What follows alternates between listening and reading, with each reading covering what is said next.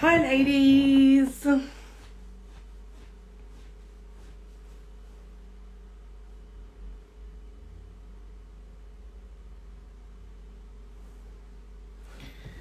bear with me, guys. I'm going to just wait for everyone to join. I'll be back in 2 secs.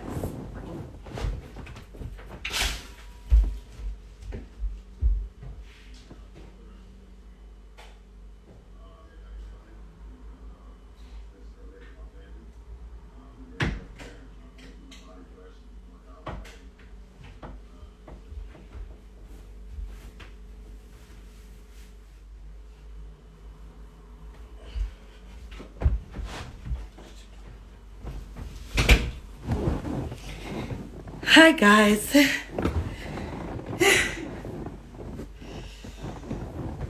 Okay, I'm ready. Okay, so I'm just going to get started. So welcome to another fabulous live with Peer to Peer. As you can see, I've got a different location, different backdrop today because yesterday was my birthday and I haven't taken the decorations down yet, but I feel like they give it a good little scenery. So today we're going to be speaking about peer pressure. We've got an amazing guest coming on. We've got a wonderful, her name's Mitchelle. She's coming on and she's going to speak to us about her fabulous organisation that she works with, who actively work with young people.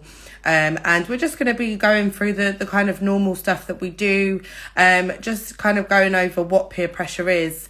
I've actually got a definition here. So what is peer pressure? So peer pressure occurs when a peer or a group of peers influences you to change your attitudes, your decisions, your behaviour or your beliefs. So they basically force you to change the way that you would want to think off of your own accord.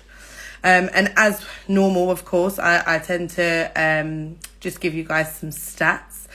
So the ones that I've got here, so 90% of teens reported having experienced peer pressure. 28% of teens reported that their social status was boosted after they gave in to peer pressure. And 4 in 5 people in the UK have experienced pressure from friends to consume alcohol. Now, what we're going to be going over today is we're going to be going over the negative effects of peer pressure and the negative side of it. But I also just want to remind people that there can actually be positive peer pressure as well. But what I'll do is I'll get our lovely guest on. She's going to just explain what she does and what her organisation does. And then we'll just we'll go through everything as the live progresses. So I'm just going to add her on now. Bear with me.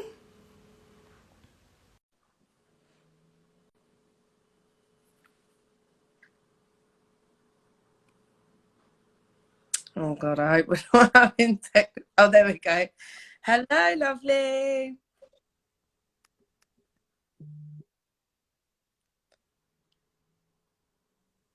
Can you hear me? I think it's working. Hi, how are you? I'm good. How are you? Is it not working? Can you not hear me? Oh, no. Right, bear with me. Yeah, I can hear you just about. Oh, God. Okay. Is it better if I'm a bit closer?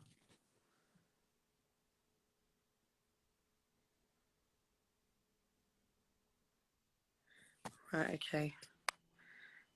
Guys, what does it look like from your end? Have I frozen as well? Are we still going or Can you hear me? right, there's a bit of a delay. Okay. Can you hear me now? Yeah, what I'll do is I'm going to come off and come back on and then see if that will change it. Yeah. Okay. Sorry guys, just a slight technical mishap, but we'll be up and running shortly.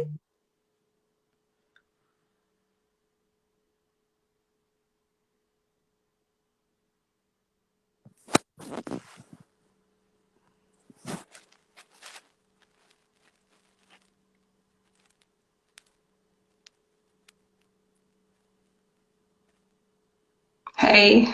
There we go. I think it's working. We're good. We're good. I can hear you. You're not saying something and then hearing it 10 minutes later. So Yeah, it's all good. definitely. We're good. So yeah, let's just start off by. I just want to say thank you so much for coming on. It's lovely to have you on. And if you just want to kind of go through what you do, just kind of introduce yourself and the organisation. We'd love to hear about it. Okay, well, happy birthday for one. Ah, thank you. You know what I mean? Those birthday wishes. Yeah. So my name's Mitchell. I've got two kind of things. So I'm the co-founder of Jigsaw, which is why I'm here today. We work with young people from the ages of 10 up to 21, providing mentoring, counselling, coaching, and we also run awareness workshops that cover risk reduction for social media awareness, knife crime, gangs, sexual exploitation, bullying, and we run like 6-week programs on that. We also help and support families, so just not the young people, but we work with the families. Okay. So one of the things is we try and make a holistic kind of approach. So if there's something going on with the young person, we try and work with the family. So the support is not that they can just be with us and develop, but they can develop within their homes. Yeah. Some families are going through things and they just need a space where they can heal as a family. So we try and provide that. So not just the young person gets support, but the family gets separate support. Yeah. We run peer mentoring. So it's quite funny that we've done that. One of our youth ambassadors, Reese Edwards, she runs that. She's 19 and she mentors young people that also mentor young people, just to kind of help with social skills, learning about how to communicate. She also helps with like CV building, depending on the age and why she'll be working with the young person. We run entrepreneur programs, so young people that want or know things they want to be involved in, and we try and source out mentors in those fields for them. Okay. So we've got a young boy, for instance, that came to us and he was into web design, and we got him to do our website, but then we said, okay, let's see if we can find someone just to kind of help him. And we sourced someone out, and now he went from charging £125 per website to now being able to charge £900, £800 for his website. He's got a very good business now. Even if we go to him, we're like, okay, we've got to pay, we've got to see your prices now. Your prices are no longer cheap. But he's able to charge for his worth. He's good. He's very good. And she just gave him some of the skills she's learned. And at 18, 19 now, he's got skills that he wouldn't have learned. It would have taken him like 10 years to build those skills. So now he has those skills at 19. So in the next 10 years, where is he going to be? So it's refreshing to just kind of hear you talk about how you support families in negative situations, in very negative situations, but also to hear about you supporting young people in positive situations as well. So it's not necessarily about helping young people when they're at a point where they're struggling or etc. It's just sometimes they need that little bit of a boost, or they just need a little bit of support to just push them in the direction that they're already going, but further down that road. Definitely. I think people say, oh, why do I work with, because I also run my own private practice, but one of the things I love doing about working with young people is they're easier to support. They have less baggage. So the thing that holds young people back is actually adults. From the moment they come into this world, we condition them. We put a lot of interjects onto them. We've put on our stuff, like what we've learned, and actually we don't teach them how to understand themselves separate to us. We don't teach them how to understand their emotions, to learn and have the confidence to be who they need to be. If you think about how when a baby does something correct, we praise them. So they learn how to be happy and get excited based on us being excited that they've done something that we're saying is good. And it goes on throughout their life. And it's not until we're an adult you hear adults saying, oh, I've learned myself, but actually we should be doing that from when they're little, giving them the space to have the confidence to be who they need to be, not be us, but be them. And this is why we created Jigsaw. So when we have the programs, it's about teaching about peer pressure. Yeah. It's getting them to understand rather than telling them. Yeah. As an adult, if someone was to come and just tell you what to do, how would that make you feel? Why, for a young person, is that any different just because we think we know better? Yeah. I completely So, understand, and I feel like it kind of goes back to I don't know if you logged on to the live that we did before this one. It was a couple of weeks ago or 3 weeks ago now, and we kind of went over just like the schooling system and how it works. And what I tend to struggle with, I mean, it's going off topic a little bit, but what I tend to struggle with and struggle to understand is that how can you be telling a young person they need to attain this amount of points or grades or whatever in order for them to be able to succeed in life? So it's a yeah, similar concept. Like, yeah, we shouldn't be telling young people anything. We should be encouraging what they already want to do. So they should be yeah, making a decision like, right, okay, I'm going to become a teacher, I'm going to become an astronaut, I'm going to become this, etc. And instead of, oh, well, really difficult to go down that road, or blah, blah, blah, let's look at how we can get you down that road. What can we do? yeah. You know what I mean? And I feel This like is it. a lot of situations that we do the complete opposite, and it can be highly detrimental to young people's confidence. It can be highly detrimental to young people's ambition, because they just feel like, oh well, my parents have said that this is something that I shouldn't be doing, or that I should be doing that. And this is when it kind of ties into as well, is it's not Yeah, necessarily about being pressured by people that you're friends with at school. That's obviously peer pressure, but you can also yeah, be by your family, you can also be pressured by your teacher, work for, all of that kind of stuff. It's all still negative pressure. yeah, So definitely. your organisation, when it comes to peer pressure, what kind of examples have you experienced, or have you ever come across a young person who their confidence has been kind of ruined, or it's disappeared due to peer pressure? You've got kind of scenarios like, Yeah, like we've worked with young people across the board. So peer pressure from getting involved in gangs to knife crime to drugs, young people feeling they need to conform to smoking because everyone else is smoking.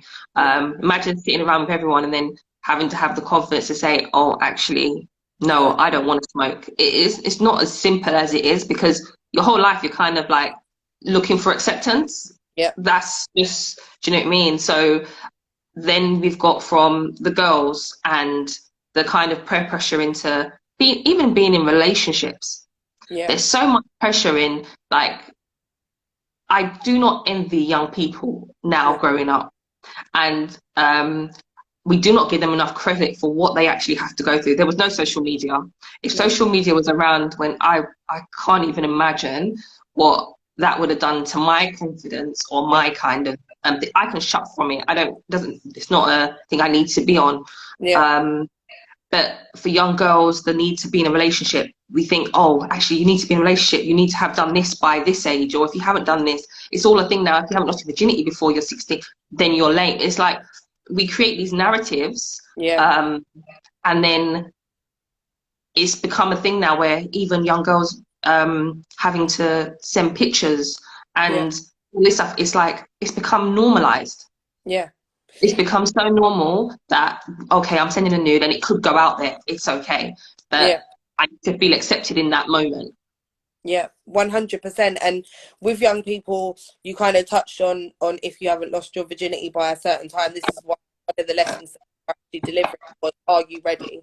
Because Yeah, it's a huge, huge thing for us to reassure young people that you don't have to have sex before you're ready. Even if yeah, your whole friendship group, everyone's doing it, or your friends are taking the mick out of you and saying, oh, especially with boys. I mean, with girls, I'd say it's probably a little bit more different, because I would say that when it comes to sex, boys do have a lot more pressure. And yeah, because it's boys that when they have sex, it's looked at like, oh my God, you're sick, you're yeah, amazing. You know what I mean? It's like you're the man.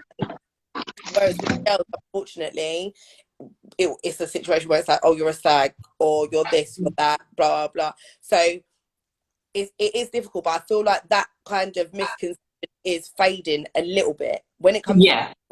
girls, because they are being far more sexualized, far more sexualized. So it's not like you're looking at them like, oh, if you lost your virginity, you're a stag. It's like, I'm looking at you like, I wanna take your virginity. Yeah. So there's just so much pressure that's on young people constantly, all the time, whether it's pressure from school, whether it's pressure from, oh, bear with me guys, sorry, I think she's just frozen. Sorry, my phone's ring. Can you Yeah, hear me, hon? sorry. Am I? Yeah. Okay, perfect, just because you froze. Yeah. So just kind of looking at all angles of pressure that young people experience, and it's trying to alleviate some of them if we can. And that's, if we're educating young people about not pressuring each other, that's already one kind of Yeah. form of pressure, or one bit of stress that's taken off of backs. So just like talking about peer pressure, the different types of it, what different types of there are, especially in school. Like, I've got a list here anyway, but just what kind of ones are you aware of? What do you know about them at the minute? And So for instance, you've got like obviously what happens in school. Peer pressure can come from like just feeling like you can't even be smart. It stems yeah, from it. There's so many different levels to it. Like being like if you want to do well in class, and some of your friends maybe are struggling and not yeah, able to communicate because they feel the pressure of not being able to communicate how they're feeling. They then act yeah, up through their communication, and then you're feeling like if you're wanting more for yourself, then you're feeling outcasted. Then you're yeah, getting picked on, and kids bully. The bullying that happens for someone that is maybe called on a bit too much is so unfair, but it's because another child is struggling and they can't voice what's happening in the classroom. So to distract everyone else means to pick on someone that is finding it maybe a little bit easier. You have the peer pressure of what you're like clothes. I know schools have tried to buy uniforms and becoming so strict on uniforms. That's trying to alleviate some of the issues of what someone's wearing, in regards to yeah, clothes, how you present yourself, what you have. Um,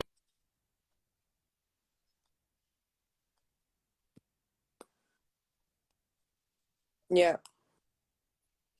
yeah, you've got relationships, you've got the stuff that happens outside of schools like gangs, yeah, um, drugs, yeah, social, all those kind of things. I think peer pressure comes in everywhere. When someone else is struggling or someone needs you to conform, you then feel pressured to either to not be able to be who you need to be because you haven't learned yourself and you haven't got the confidence to say, I don't need to. And that's it. yeah. Because actually, the funniest 100. thing is people actually, sorry, I think I'm freezing a little bit. Is it? Yeah. Can you hear me, hon? Yeah, Okay. I think there might just be a bit of a delay. Is it are you hearing me after I speak? yeah, Okay. We're just gonna have to make do with a slight technical issue, but it's okay. I can still hear you and still see you. There's just a bit of yeah. a delay. Can you hear me now? Yeah, yeah, yeah. I can hear Okay, you. perfect. We're back. We're back. Okay. So yeah, just like when I think back to how it was when I was in school, probably nowhere near as intense as it is now, but it was still intense in school. Like, just a little thing. Like, I used to leave my house with my skirt, just like a normal skirt, and as soon as I was on my way to school, I was rolling up my skirt. I had my Yeah, knee-high socks on, and it was just a thing of like, oh, if I go into school with a skirt that's up to my knees or below my knees, it was like, oh my God, what am I wearing? yeah, But when I look at it as an adult, I'm like, if I catch my daughter walking down the street with her skirt hitch up, I'm gonna lose it. I'm absolutely gonna lose Yeah. it. So it's really difficult to try and drill into young people's minds that you don't need to do things in order to be liked or to fit in. Because if you're not in with people, they're not supposed to be your friends in the first place. If you're Yeah. not But doing you can't do something it. comfortably, or you're not acting a certain way, or you're continuously coming out of your comfort zone and doing things that you don't want to do, these are not your friends. They're not your friends. They're not your peoples. They're not the kind of people that you should be associating yourself with. But how would you, what I like to do with the guests when they come on is just give them like a little scenario. So say, for example, you had a young person that came to your organization, or you were assigned someone and they had extreme low self-esteem because of them continuously trying to fit in school, but getting knocked back because they weren't doing it correctly. What would you guys do, or what would your organization do in order to help support that young person? Okay. Can you hear me? Yeah, So some of the things that we would do would be like to kind of get them and teach them about communicating their pressures, communicating how they're feeling. Because I think when we allow all those things just to stay in our heads, it just becomes a block on top of block of how they're feeling, rather than being able to understand themselves. Because sometimes when they get it out, it doesn't.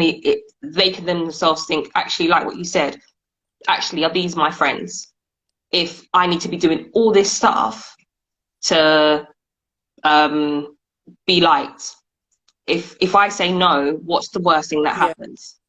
And if someone turns around and says, okay, we're not going to accept you because today you're not smoking with us, then what does that say? It says yeah, more about the other person than it does about you. So it's not about drilling into their heads that, oh, they're not your friends. It's about getting them to kind of get that reflection and that understanding of actually yeah, what a yeah, good friend would entail, and like looking at where they do yeah, have good friends and where they have friends where they're putting on a masks. And the more yeah, we develop their confidence and their understanding, a lot of them, like we had a young girl, she came on social media for a bit. She said, you know what, I'm coming off because it was just too much what she was going through, the way she was being treated. She was literally being, and it it was just too much. So she just decided, actually, I'm just going to come wow, off, and it doesn't matter what anyone said. I need to shut down from this. Um, we had a young boy that's had a thing where he ended up selling drugs and stuff, and we got him to kind of look at the scenario from a different perspective. yeah, He's learned so much from just having like 4 sessions and where he could have been. But it's not us telling him, it's him learning. I think if we teach, it's like when you teach 2+2, you teach colors, you understand it. If you understand why and who you are, that's what changes. We can't tell you, if you look at an adult and you say to a woman, oh, you can't be with that man, or you say to this man, don't do this, be with your kids, or do this or do that. They're not going to be able to do it until they understand why they're doing it. And it's the same for children. yeah, It's the same.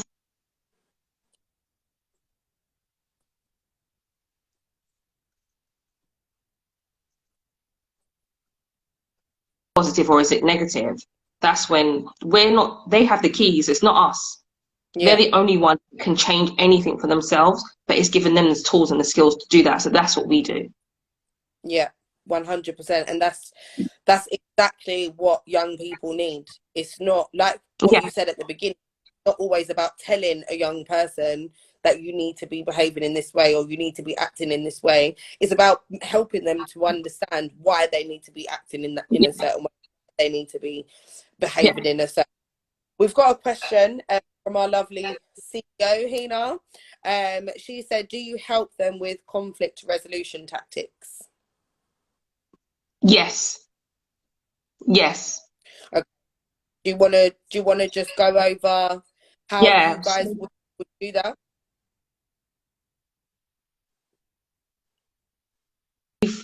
I think, especially my business partner who co-founded the organization, we've been in working with young people for about 17 years each between us. So through that time, we've built up a lot of knowledge ourselves, but we've also created a great team of people that we've met that we see that do amazing things. So we've then said, look, Yeah. we work with people rather than getting people to work for us. We're not an organization that's like, we're the bosses and it's this. It's about how do we help young people. So we've met some amazing people. So we have a lot of specialists that actually do like the conflict resolution, and that's a lot to do with communication. And Yeah. is not a thing. It's behavior understanding and understanding why we communicate the way we do. It's all about emotions. It's all about understanding, because a lot of the times young people learn their communication from what they see. So if they might see a parent that's struggling, like I give myself as an example, my confidence used to be so low, and my mum, when I look at it, my mum's confidence was like, when I look back, really bad. So I picked that up from her, but I'm not understanding. I'm mimicking what I'm seeing, but I don't have the understanding.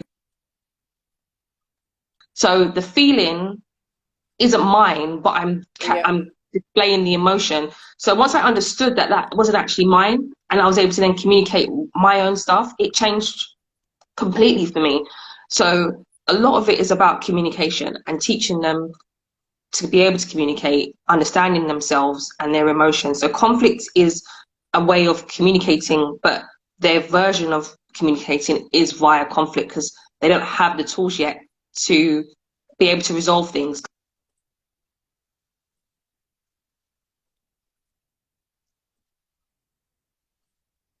Yeah. Direct it at someone. So yeah, so we do help with conflict resolution tactics. Yeah. Amazing. And just with what else the organization offers, and I know you mentioned that you do a number of other things on the side as well. How do they all kind of coincide with each other? And I mean, to me, it sounds like you guys have got like the perfect for supporting young people. So just to kind of, I want to talk a little bit more about your organization. I know you kind of like flew through it and Yeah. bombarded us all with the amazing stuff that you guys do, but just, I mean, if you want to just pick a couple of subjects that you guys cover and just kind of go over the different tactics that you use, what your workshops entail. I would love to hear what your workshops entail. I mean, even if you want to talk about peer pressure as one of your, just go over kind of what you guys do.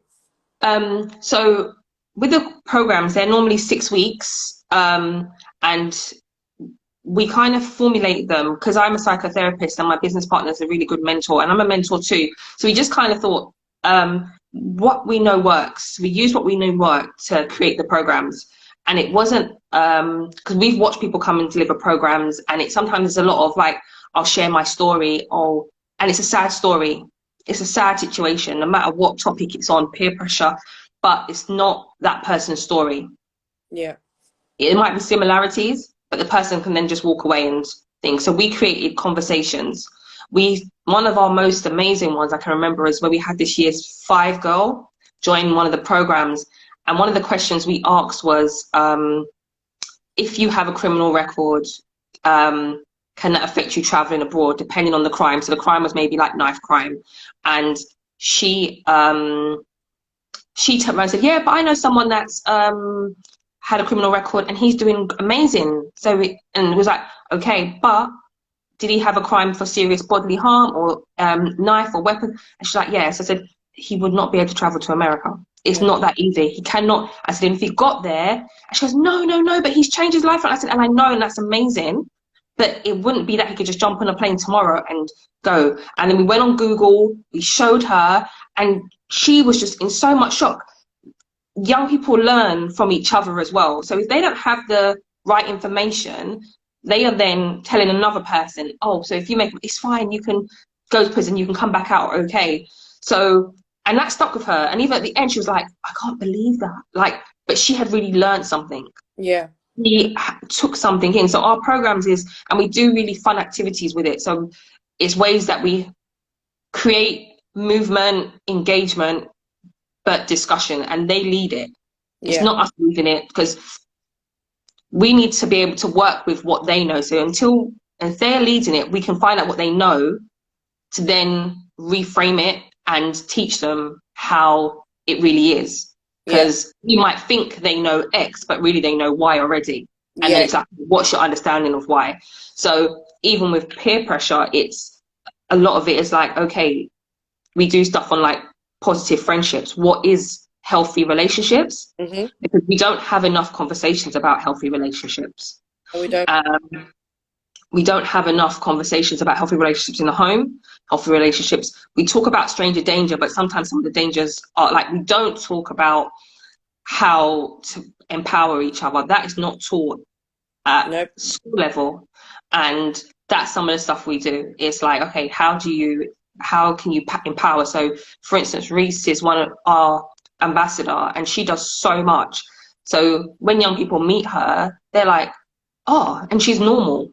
But she's so much at 19 that she's able to then spend time and talk to other people, and them hearing it from her rather than from me sometimes makes a big impact. Because she's like, I ain't got no silver spoon. I wasn't given anything, like any extra, but she was always taught. I think one of her things from school was not to get into cliques. So one of the things when she started year 7 was, don't get into cliques in school. And it was hard for her at the beginning, because the friendship groups were, everyone's making friends. You see everyone making friends, and you're like, oh my God. But it was like, just get to know everybody. And it was hard for her for the first term, but she said it was the best thing, because afterwards she saw every friendship collapsing. When everyone really got to know each other and the friendship was collapsing. So then she was able to just be friends and be who she needed to be. But the first term of her school, she was feeling really low, but she was able to come home, speak to her, do you know what I mean? And have the discussions about how she was feeling. And she then saw school as, actually, this is my next part to my next journey. And she was able to have many different friends, and she wasn't assigned to a friendship group. Everyone accepted the fact that she was just someone that could hang around with different people. But you touched with that sometimes you feel like with young people they would listen to her more than they would with you. And I kind of just touching on it, because us as an organization as well, that's like the forefront of our organization. It's literally peer education. Peer educators going and delivering to their peers. So all young people around a similar age, they have to be under a certain age, because we just feel like young people engage better with people they can relate to.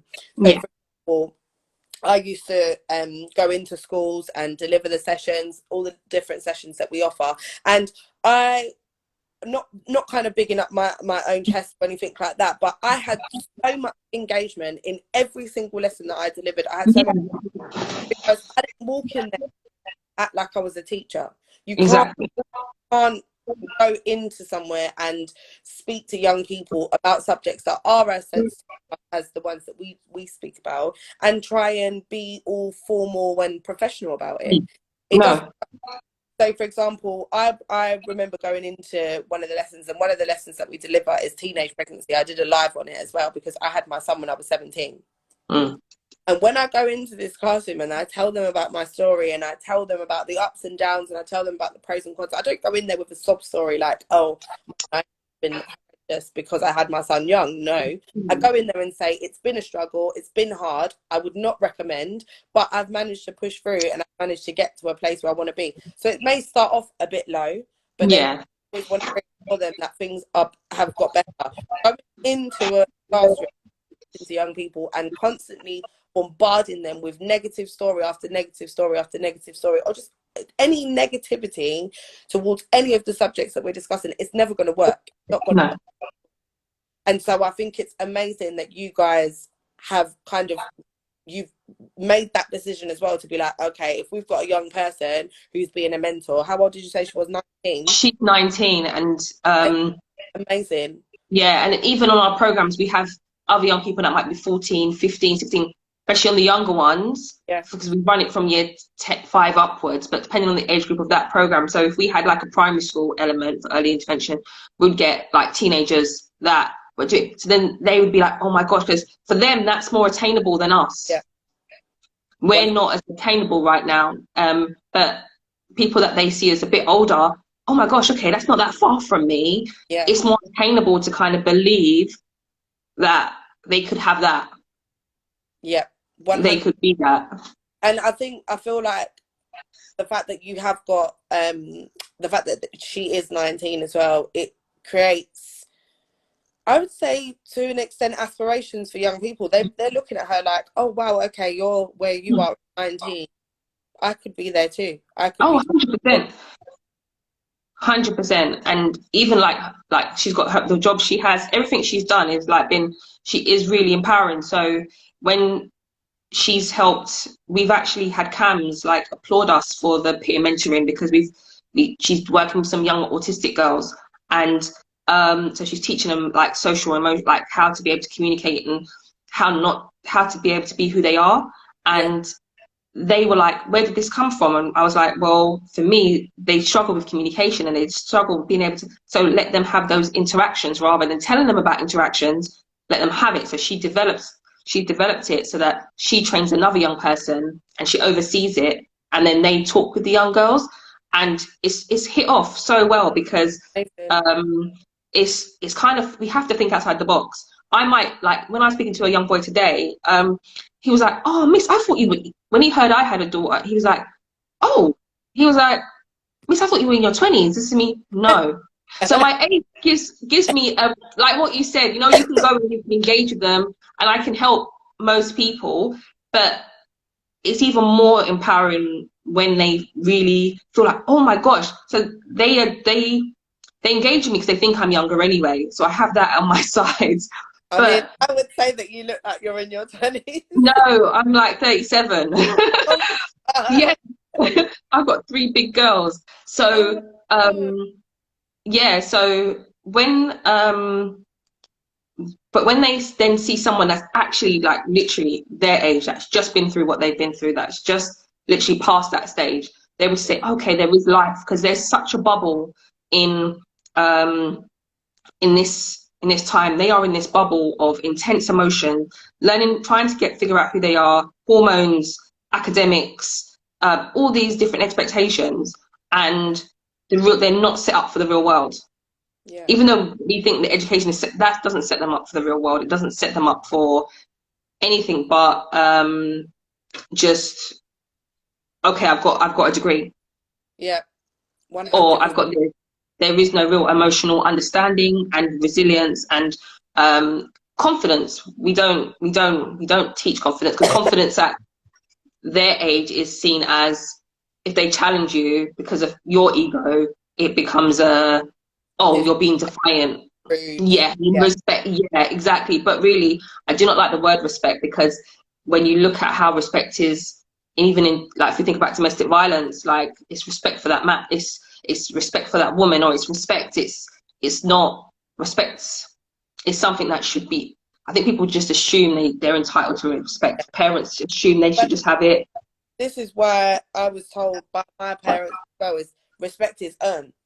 It's earned. You can't just expect young people to respect you just because you might be 20 years older than them. No, you can still be disrespectful to a young person. It don't matter how much younger they are than you.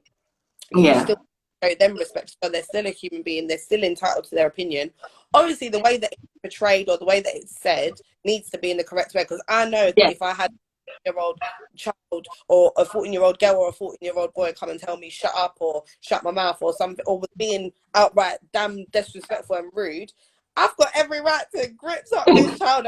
No problem whatsoever. But the thing is that young child, like, so I work in a behavior unit, and one of the things is, I remember when I used to be, there's one young girl when she first ever started, and every time she saw me, she used to call me a bitch. Oh, hey bitch, da-da-da. And I used to just be like, hi, how are you?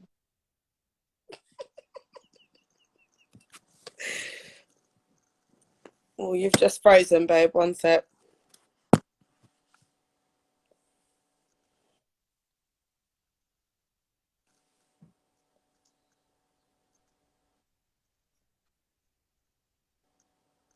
Hello, am I Are you back? back? Can you hear me? Yeah, I can kind of hear you. My phone rang. Okay. Oh, okay. Yeah, No, that's sorry. all right. Go on, Yeah. carry on. So they just don't know how to communicate.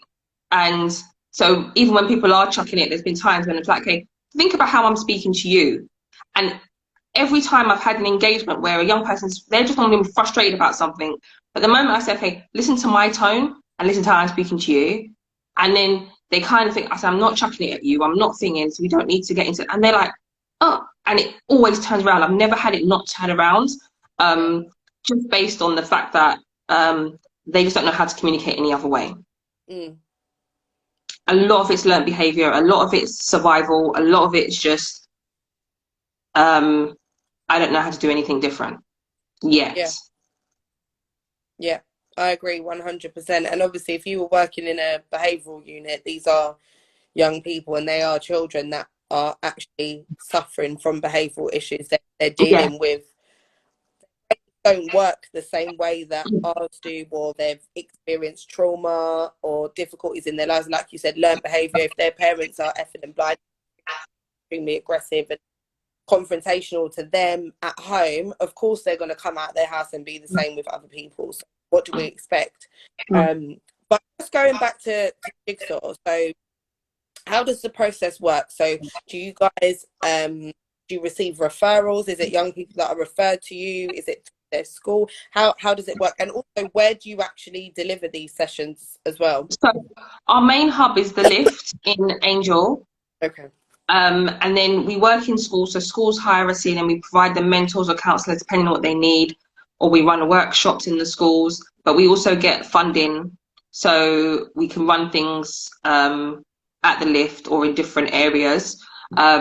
We do have we get a lot of referrals from like agencies. So a lot of agencies are now reaching out to us and referring young people that they're struggling with. Yeah. And then we are now starting to get a lot more young people reaching out. So obviously we wouldn't charge a young person what we charge I think. So with young people, we kind of try and find ways to help them invest in themselves. So Yeah. we wouldn't necessarily say to them, okay, you have to pay, like we'll be like, all right, cool. Let's work something out. Let's get you to, I think well-being is something that you need to realize that you're important. And so we will find a way that that young person can invest in their time, invest in themselves, whether it be through them doing community outreach afterwards or doing something like that. We would never turn a young person, especially that came and self-referred themselves. Yeah. But yeah, we always try and just see what we can do. And And we just try and get as much funding as well so that we can just run it for free in the communities. yeah. And what have you guys been doing during COVID? Because obviously you haven't been able to go into schools. No, no, we've it's been weird because we've been running for 2 years, but we've really grown in those 2 years. So we've actually become a service that's become like a key worker status. Oh, okay, So amazing. in this time, we've been in a few schools where the schools have brought us in, especially for the key worker children or the kids that are vulnerable also. And we've been going into schools, so kids that are struggling at home, that they would then say to the young person, come in and see your mentor, your counsellor, even if they weren't in for the whole day. But we was able to provide that. We was able to do like social distancing walks. And then we were providing online as well. And we was able to use a space at the hub for really vulnerable families or young people that needed to get out and couldn't be like through social services or whatever. We was able to provide a space. So to be fair, we've worked. We've been on outside for the whole time this has been happening. Especially last year, we was doing 7 days a week. Wow. Oh my God. Yeah, literally, it was 7 days a week. But I would look at what you guys do and I would definitely consider it an essential. Yeah. So I completely agree that you guys should have been open. So I'd also wanted to ask you, just before we start wrapping it up a little bit, we actually offer, I don't know if you've seen on our lives or anything like that, we actually offer these free workbooks Oh, on the different subjects that we deliver. I think there's four workbooks that each have 3 subjects included in them. It's full of activities, full of information. everything that you'd need to be able to deliver one of our sessions. And Oh, potentially be interested in them. They're free of charge, and all we literally do is email them over to you, and you just yeah. out and you can give them the pack, just staple the pack and give them the whole pack, and it's full of so much information. They've been made by our amazing Shantae. She's part of our team. She's worked really hard on them, and they're amazing. We send them out to schools. If you've got any kind of contacts in schools or Oh anything, my God, definitely. actually be interested, they're completely free of charge. Obviously we would like to also discuss potentially offering our services as well, Yeah. but initially, just because we not understand with COVID the financial aspect of it, we know that schools are only just kind of getting up and running again, so we don't want to apply too much pressure to them. But our workbooks are completely free, and there's 4 workbooks that I've got 12, that's 12 subjects, 12 topics that are included in all of them. So we'd definitely love to have you. Oh my gosh, yeah, definitely. Let's definitely speak afterwards, because I can definitely help and create contacts for you guys in schools, because we've got such a great because of our time working within education and stuff, we've got such great links. Sometimes it's hard to know who to send it to and get it to the right people. Yeah. So we can definitely help put this out more, definitely. Definitely, that's amazing. We'll definitely chat afterwards. Yeah. And just kind of the final thing to wrap it up, what's the process, just so we know, if, because what we tend to do, whoever we have on our lives, and we're just always trying to kind of cooperate with different organizations and collab with them. What's your referral process? Where do they need to get in contact? What do they need to do to get in contact with you? Because we just get as much information as possible, because we will also put you on our kind of like preferred list of people that we could potentially refer to you guys. Yeah. So what I would say is you can DM us on our Instagram. We've got our website, which is www.jigsaw-gc.com. You can send a request on there, Yeah. and then also through email, which is like info@jigsaw-gc.com. Okay. And then you just kind of, the young person, whoever, just will send an email, and then we get back to you, or you can contact us on our contact numbers. So my number's 07595975579, and my business partner I don't have this on top of my head, but so we're quite contactable. Yes. And if you leave a message anyway, we'll always get back to people within like 24 hours. We're good at getting back within 24 hours to any request. Okay, that's absolutely amazing. But what I'm going to do is I'm going to wrap it up, because I do have to go. Yeah, so, yeah, it's your birthday. Getting to that time, so I've got to go and sort out dinner. But what we'll do is we'll definitely get in contact with you, the CEO Hina, and just find out what kind of process she wants to go through with regard. Yeah, definitely. If she wants to do it or whatever we'll do, but I'll speak to her anyway. Okay. Amazing having you on. If you want to just forward us over the details that you've just Yeah. said, that we can put it. Definitely. If anyone asks us for the details, we can just send them straight over to us. So just forward it over to me. Yeah, I will do. So much for coming on. It was thank you for having us. what you guys are doing is amazing, and I mean, the world is lucky to have people like you, and young people are lucky to have people like so just keep on doing what you're doing. Thank you very much. All right, have a great day. You too. All right, bye. Bye.